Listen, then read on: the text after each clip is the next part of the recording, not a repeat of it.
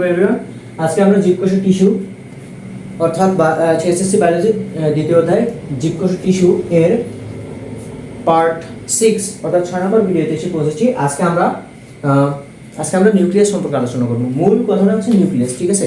এবং নিউক্লিয়াসের ভিতরের বাকি অঙ্গাণুগুলো সম্পর্কে এক ক্লাসে কভার, অর্থাৎ নিউক্লিয়াসের আজকে আমরা পোস্টমর্টম করব, ঠিক আছে? তো সবাই রেডি? খাতা কলম এবং আগে থেকে বইটা পড়া অবশ্যই দরকার। ওকে, নিউক্লিয়াস দেখো, প্রোটোপ্লাজমকে যদি আমরা বলি যে প্রোটোপ্লাজম কি, প্রোটোপ্লাজমকে আমি এর আগে প্রথম ভিডিওতে আমি একটা ম্যাথের মতো করে আমি একটা ওই জিনিস বলছিলাম যে প্রোটোপ্লাজম যদি পি হয় তা থেকে যদি নিউক্লিয়াস বাদ দেই তাহলে সেটা হয় সাইটোপ্লাজম।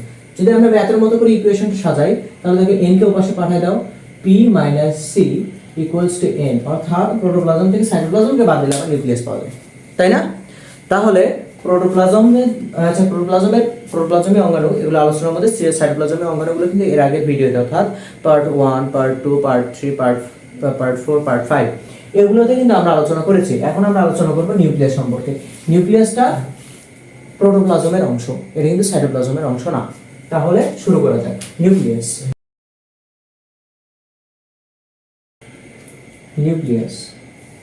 দেখো, নিউক্লিয়াসটা কি? আমি প্রথমে নিউক্লিয়াসটা একটু আর্ট করা তোমাদের শর্ট টেকনিক বলে দিই। তোমাদের কম্পাস আছে না, কম্পাস খাতায় বসাবো। প্রথমে কম্পাসটা খাতায় বসাই নিয়ে প্রথমে একটা গোল দিবা, তার থেকে একটু বড় করে, অল্প একটু বড় করে আরেকটা গোল দিবা। তারপরে তোমরা ইরেজার নিবা, অর্থাৎ দেখো আমি তোমাদের কি করি, ধরো কম্পাস দিয়ে তোমরা একটা গোল অঙ্কন করেছো, ঠিক আছে? এরপরে তোমরা এটার বাইরে আরো একটা গোল অঙ্কন করবা, বৃত্ত, ঠিক আছে? অঙ্কন করলা। এরপরে তোমরা ইরেজার নিবা, ইরেজার নিয়ে ইরেজারের যে মানে কোণাটা আছে ওইটা দিয়ে এখানে একটা দিবা, এখানে একটা দিবা, এখানে দিবা, এখানে দিবা, মানে যেটা আর্ট করলে ওটা একটু মিশাবা, এখানে মিশাবা, এখানে মিশাবা। কেন মিশাবা একটু পরে বুঝতে পারবা। এরপরে তোমরা তোমাদের পেন্সিল দিয়ে এইভাবে একটু লাগাই দিবা, এই এই এই এই এই এই এই দেখো নিউক্লিয়ার মেমব্রেন গঠন হয়ে গেছে, এর কিন্তু আবরণটা হয়ে গেছে। তো তোমরা শর্টকাটে এইভাবে বানাইতে পারবা। তারপরে কি করবা, পেন্সিলটা নিবা, পরীক্ষার হলে যত রাগ ধরবে, প্রশ্ন যত কঠিন, স্যারের উপর তো অনেক রাগ ধরে, তো তুমি যত রাগ ধরবে তোমার পেন্সিলটা এইভাবে বসাবা, বসায় যত রাগ আছে খালি ঘিজি এরকম অঙ্কন করবা, ঠিক আছে? অঙ্কন করে নিলাম। নেওয়ার পরে যে কোনো একটা জায়গায় ক্রোমোজোমের সাথে, ঠিক আছে, এই যে এই যেগুলো আর্ট করলে এটার সাথে একটা এইরকম করে পেন্সিল একটু গাঢ় করে একটা গোল দিবা, ঠিক আছে? এই দেখা যাচ্ছে কি? আশা করি দেখা যাচ্ছে। এই গাঢ় অংশটা দিয়ে দিলাম। এখন আমরা এটাকে একটু করি যে এগুলো কোনটার নামটা কি, ঠিক আছে? আমরা নাম করবো, পাশাপাশি ওটার সংজ্ঞাটাও করে নিব। অর্থাৎ নিউক্লিয়াস এইটা শেষ হতে হতে যেন নিউক্লিয়াসের বাকিগুলো আমাদের কমপ্লিট হয়ে যায়, ঠিক আছে? তো প্রথমে আমরা একটু বলে রাখি নিউক্লিয়াস, এটা নিউক্লিয়াসটার অপর নাম কি দেখা যাওয়ার কথা, আশা করি এইখানে দেখা যাচ্ছে। নিউক্লিয়াসের অপর নাম, আমি অপর নাম কথাটা লিখলে অনেক বড় হবে, তো ওইটা না লিখে ডাইরেক্ট লিখি কোষের মস্তিষ্ক, কোষের মস্তিষ্ক। ওকে, নিউক্লিয়াসের অপর নাম কোষের মস্তিষ্ক। এখন আমরা একটু ধীরে ধীরে আমি তোমাদের যখন কোষ পড়িয়েছিলাম তখন মনে আছে যে কোষটার আমরা বাইরে থেকে ধীরে ধীরে ভিতরের দিকে গিয়েছিলাম এবং সবগুলো অঙ্গাণু পড়া শেষ করেছে। ঠিক সেরকম এইটাকেও যখন আমরা পোস্টমর্টম করবো তখন আমরা বাইরে থেকে ধীরে ধীরে কাটা শুরু করবো, ঠিক আছে? একে একে পড়বো এবং ওটা মিশাই দেবো, একে একে পড়বো এবং মিশাই দেবো, তাহলে বুঝতে সুবিধা হবে। দেখো প্রথমেই পড়তে হবে এই যে এইটা কি, দেখো এটা পুরোটাকে আবৃত করে রাখছে না, তার মানে এটাকে আবরণী। এবং আবরণীর একটা ইংলিশ নাম আমি তোমাদের এর আগেই বলছি, এটা আবরণীর একটা ইংলিশে সাধারণত এই বায়োলজিতে যেগুলো ব্যবহার করে সেগুলোকে মেমব্রেন বলে। মেমব্রেন কি? আবরণীগুলোকে সাধারণত মেমব্রেন বলা হয়। যেমন দেখো সেল মেমব্রেন অর্থাৎ কোষ ঝিল্লি, আবার দেখো নিউক্লিয়ার মেমব্রেন বা নিউক্লিয়ার ঝিল্লি, ঠিক আছে, অর্থাৎ ঝিল্লিটা ইংরেজিতে মেমব্রেন বলা হয়। তাহলে এটা কি নিউক্লিয়ার মেমব্রেন।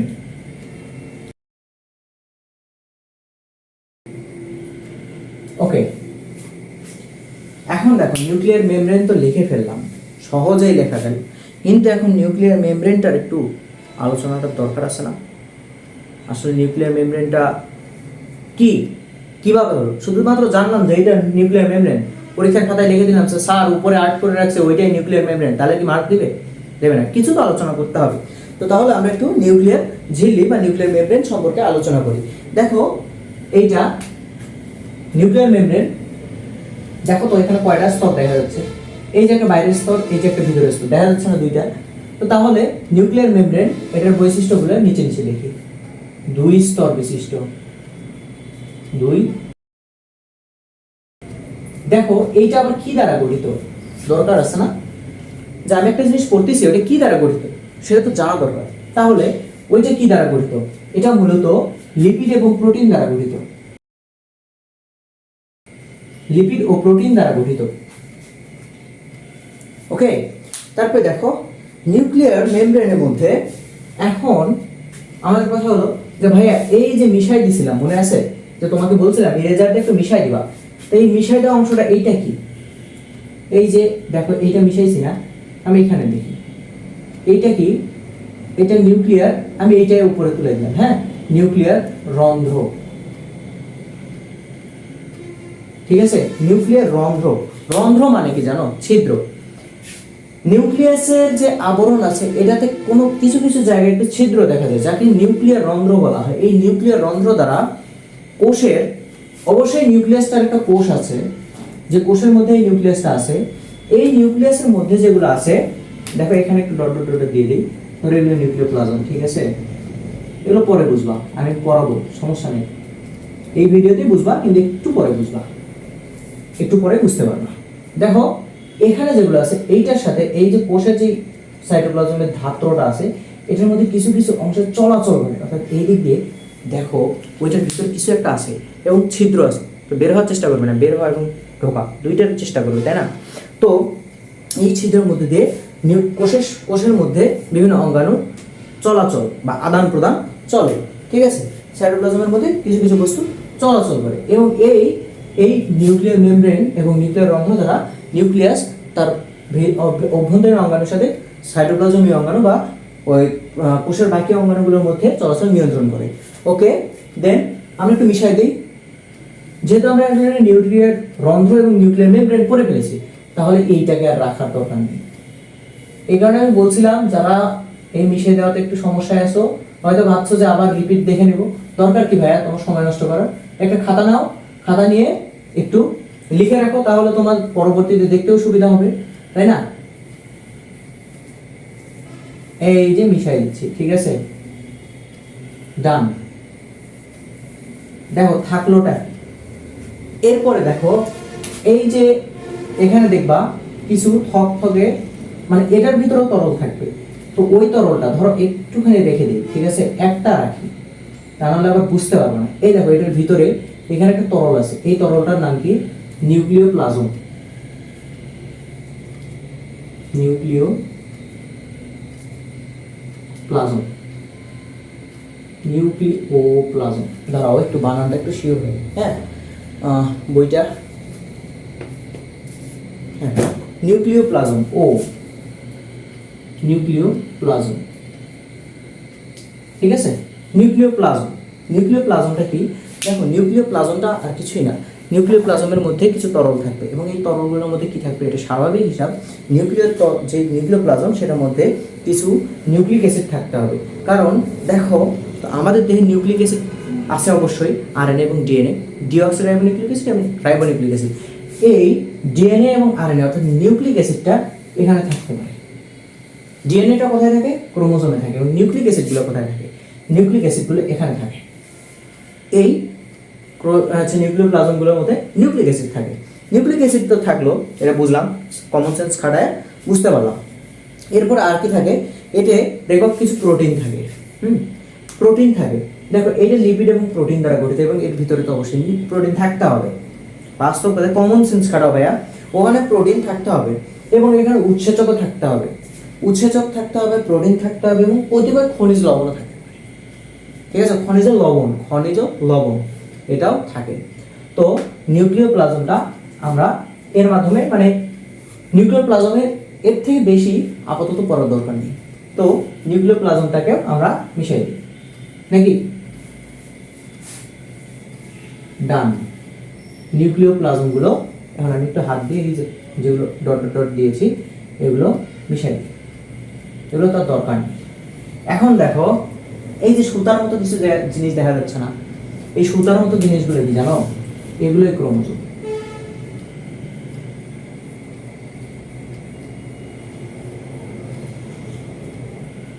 দেখো 3 নম্বর অধ্যায় দেখবা এই ক্রোমোজোম গুলো পরবর্তীতে খাটো এবং মোটা এবং জট পাকিয়ে এগুলো এইরকম আকার ধারণ করে, দেখবা খানিকটা এইরকম এবং মাঝখানে একটা ইয়ে থাকে, এটা সেন্ট্রোমিয়ার থাকে।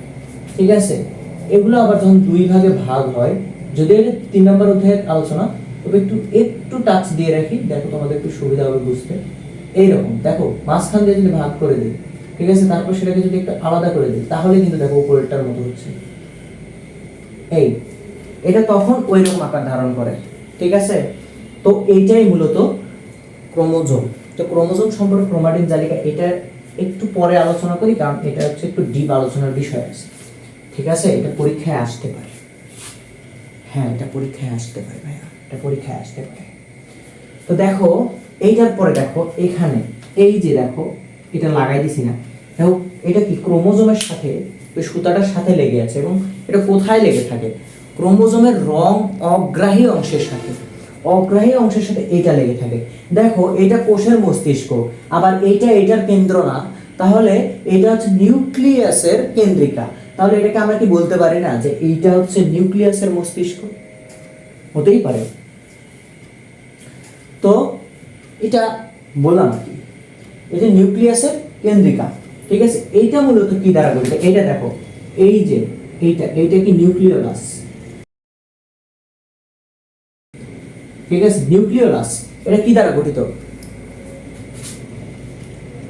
দেখো মনে রাখবে এইটা আরএনএ ও প্রোটিন, এটা আরএনএ ও প্রোটিন দ্বারা গঠিত। ঠিক আছে, নিউক্লিওলাসটা আরএনএ এবং প্রোটিন দ্বারা গঠিত। এর বাইরে এটা হচ্ছে কি, এটা রাইবোজোম সংশ্লেষণ করতে পারে। ঠিক আছে, এটা একটা বিশেষ বৈশিষ্ট্য, এটা পরীক্ষায় লিখে রাখবে। পরীক্ষায় যদি নিউক্লিয়াসটা আসে তাহলে নিউক্লিয়াসের গঠন যখন নিচে আলোচনা করবে তখন এটা লিখে রাখবে, রাইবোজোম সংশ্লেষণ করতে পারে।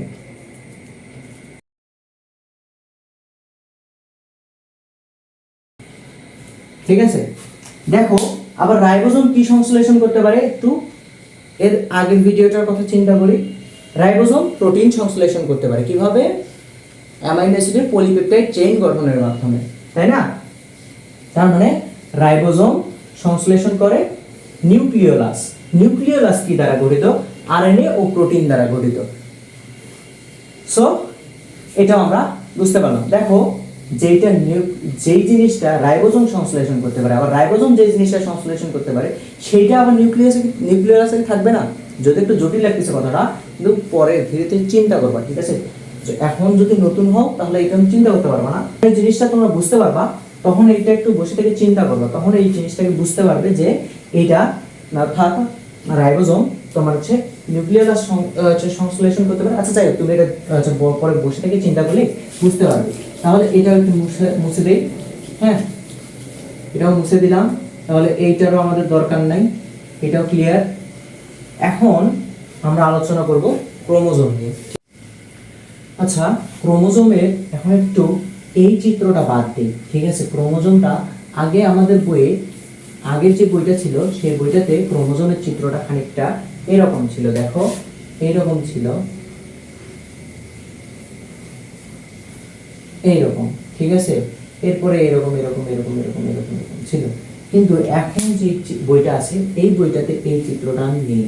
এখন বইয়ের চিত্রটা এমন, দেখো যদি এখান থেকে একটু এরকম এরকম এরকম এরকম এরকম এরকম করতে করতে সংকুচিত করি, হ্যাঁ এখানে সীমিত করলাম, তারপর আবার একটু সংকুচিত করতে করতে করতে করতে করতে করতে এরকম নিয়ে গেলাম, আবার এখানে থেকে সংকুচিত হতে হতে হতে হতে এখানে মিলিত হবে, আবার এখানে যাবে।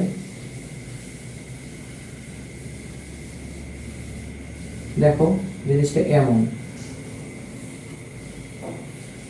ঠিক আছে। যদিও আমারটা খানিকটা অন্যরকম হয়েছে, মানে মূলত জিনিসটা কি, এটা একটু এইরকম ভাঁজ হবে, ঠিক আছে, এইরকম। এটাও একটু ভাঁজ হবে, এটা এইদিকে যাওয়ার পরে একটু এইরকম হবে, অর্থাৎ জিনিসটা এইরকম এবং নিচের দিকেও আবার এইরকম। তো এইখানে আবার একটা সংযোগ স্থলে একটা কিছু থাকে, এই একটা কিছু আমি আলোচনা করব। দেখো এটা কি ক্রোমোজোমের বাহু, ঠিক আছে, এটা কি সেন্ট্রো, দেখো সেন্ট্রোমিয়ার, ঠিক আছে, এটা হচ্ছে সেন্ট্রোমিয়ার। হ্যাঁ, দেখো আবার এই দুটা আলাদা আলাদা হচ্ছে। দেখো তোমাকে আগেই বলছিলাম যে এইরকম এইরকম একটা ক্রোমোজোম, সেটার মাঝখান দিয়ে ভাগ করে দিয়ে আমি দুইটা করে দিচ্ছি। তো সেক্ষেত্রে এইটা হচ্ছে ক্রোমাটিড নামে পরিচিত বা অপত্য ক্রোমোজোম। অপত্য মানে কি জানো? সন্তান। অপত্য মানে সন্তান বা ডটার, ঠিক আছে। তো ক্রোমাটিড, এখন এটা সম্পর্কে আলোচনা করার কি আছে ভাইয়া? হ্যাঁ, এটা সম্পর্কে আলোচনা করার, ডিপ আলোচনা করার বিষয় আছে। দেখো এইটাকে সব থেকে দৃশ্যমান হয়, সব থেকে সুস্পষ্ট, সবচেয়ে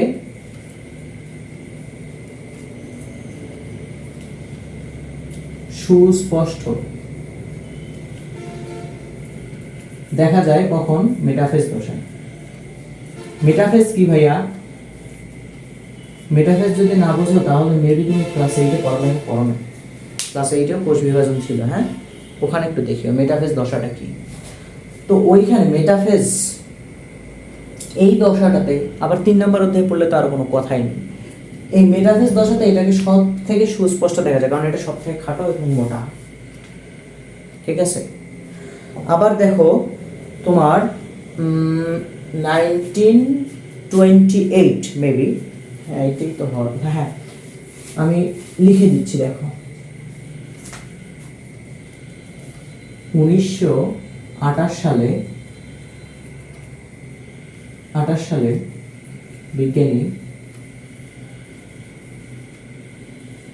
বিজ্ঞানী হেইটিজ, ঠিক আছে, বানানটা একটু খেয়াল করো, তোমার হচ্ছে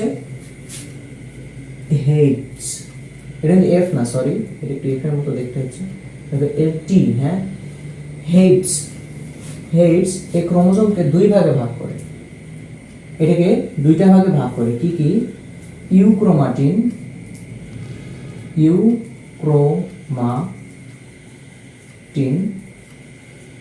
2, হেটারোক্রোমাটিন,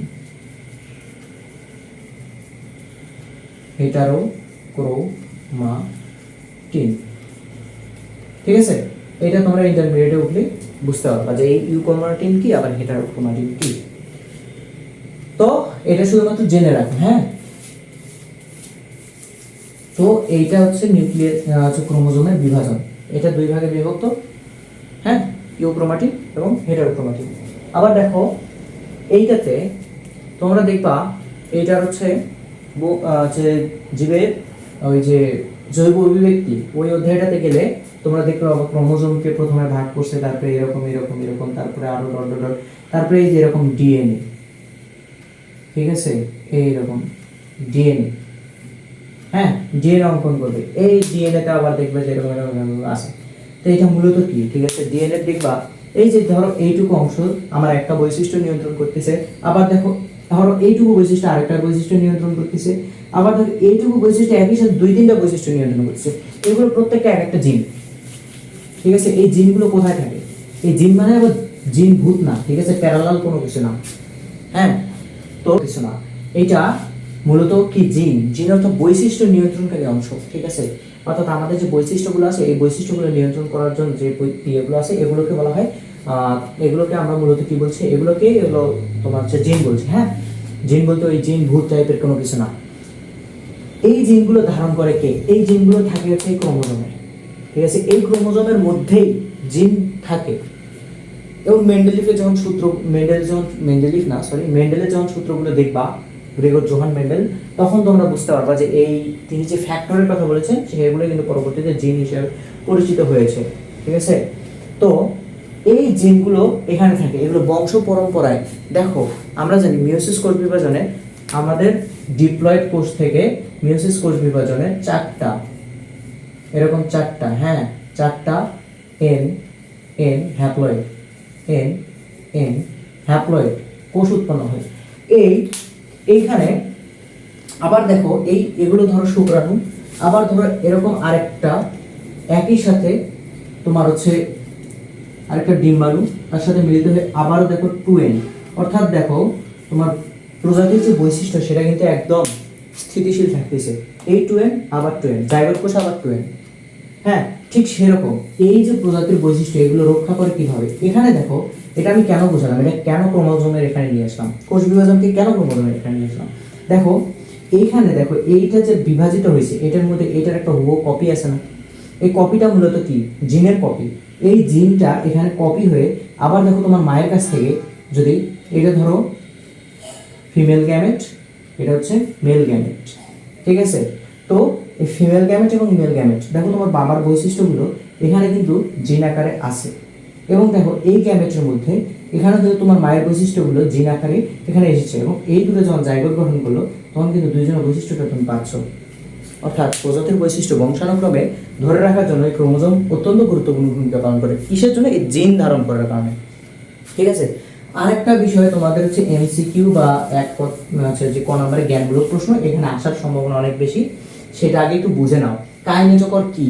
ঠিক আছে, কাইনেটোকরের সংজ্ঞা হলো যে ক্রোমোজোমের যে সেন্ট্রোমিয়ারটা আছে এটার সঙ্গে কোষ বিভাজনের যে আছে আমাদের স্পিন্ডল তন্তু থাকে, এই স্পিন্ডল তন্তুর তোমার হচ্ছে মাইক্রোটিউবিউল, এই তন্তুটা এসে লাগে, যে অংশে লাগে সেই অংশটাকে বলা হয় কাইনেটোকর। এখন দেখো আমরা জিনিসটাকে একটু বোঝার চেষ্টা করি, একটু ভিজুয়ালাইজ করি। হ্যাঁ দেখো এইটা ধরো একটা কোষ, এটা তার কোষ প্রাচীর,